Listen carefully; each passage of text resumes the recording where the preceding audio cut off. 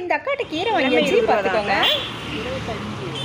25 நேற்றெல்லாம் 20 ரூபா, நாங்கள் ஒரு கட்டை இன்றைக்கி 25 ரூபா சொல்கிறாங்க. இது முளைக்கீரை 20. கடைசியாக ஒரு முளைக்கீரை கட்டு ஒன்று வாங்கிட்டு ஒரு முருங்கைக்காய் வாங்கினேன். சரி, அந்த அக்கா பாவம் ஒரு 5 ரூபாய்க்காக தான் காலையிலேருந்து உட்காந்துருக்காங்கன்னு சொல்லிட்டு வாங்கி முடிச்சாச்சு. அப்புறம் சேஞ்ச் வேற இல்லை. 5 ரூபாய்க்கு வேறு என்ன இருக்குது? கொத்தமல்லி தழை இருக்கா? பச்சை மிளகா வச்சுருக்கீங்களா?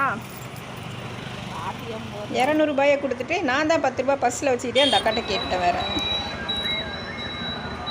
ஃபஸ்ட்டு 150 ரூபா கொடுத்தீங்க, அப்புறம் ஒரு 10 ரூபா கொடுத்தீங்க, இன்னும் 10 ரூபா கூட கொடுத்துக்கலாம். ஃபஸ்ட்டு தானே.